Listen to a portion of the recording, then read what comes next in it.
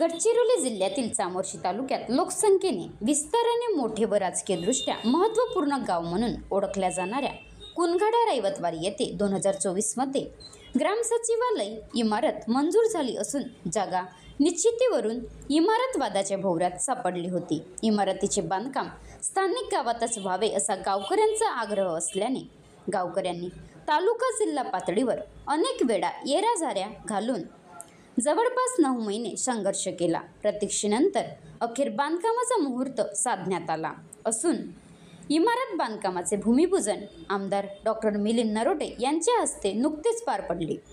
भूमिपूजन सोहळ्याला बहुसंख्य ग्रामस्थ उपस्थित होते। गावाची लोकसंख्या लक्षात घेऊन विविध विभागाचे अधिकारी व कर्मचाऱ्यांकडून एकत्रितरित्या कार्यालयीन कामकाज चालविण्यासाठी जिल्हा परिषदकडून कुनगाडा रायवतवाडी येथे 50 लाखांचे ग्राम सचिवालय मंजूर करण्यात आले आणि नागरिकांच्या जवळपास 9 महिने संघर्षाच्या प्रतीक्षेनंतर अखेर बांधकाम शुभारंभाचा मुहूर्त साधण्यात आला।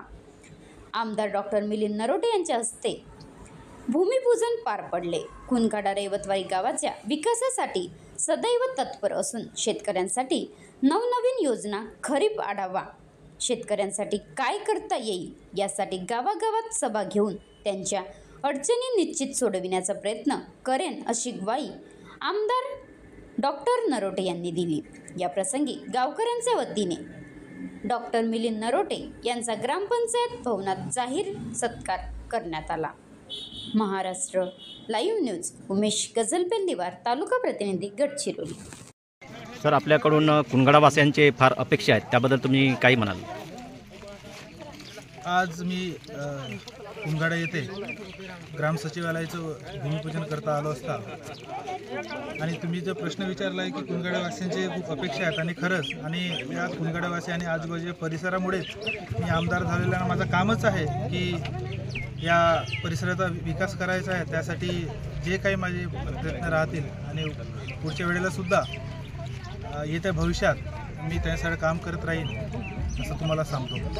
शेतकऱ्यांची काही योजना नवीन शेतकऱ्यांसाठी आता आमचे सरकार नवीन योजना घेऊन येत आहे आणि ते आता आम्ही गडचिरोली जिल्ह्याचे खरीप हंगामापूर्व आढावा घेतला। आढावामध्ये जनरली आम्ही काय शेतकऱ्यांसाठी काय करता येईल ते आम्ही सांगितलेलं आहे त्या ह्याच्यामध्ये आणि आता नवी बैठक पण घेणार आहोत। आम्ही गावागावामध्ये जाऊन त्यांना सांगणार आहोत की काय करायला पाहिजे जेणेकरून आमचं उत्पादन वाढू शकेल। त्यासाठी आपले ॲग्रिकल्चर डिपार्टमेंट म्हणा की कृषी महाविद्यालय त्याचं संगनमत करून आपण शेतकऱ्यांसाठी एक चांगला वातावरण तयार करू असं आम्हाला वाटतं। आता गाडीवर मोबाईल नंबर नाही तर इमर्जन्सी QR कोड वापरा, जे तुम्हाला अडचणीच्या वेळी साथ देईल। बनवा व्हिडिओ, पाठवा व्हिडिओ, आम्ही तुमच्या न्याय हक्कासाठी लढा देऊ। ताज्या बातम्या व घडामोडींसाठी पाहत राहा फक्त महाराष्ट्र लाईव्ह न्यूज। आजच आमच्या चॅनलला सबस्क्राईब करा, शेअर करा, कमेंट करा आणि हो, बेल आयकॉन दबायला विसरू नका। जय महाराष्ट्र।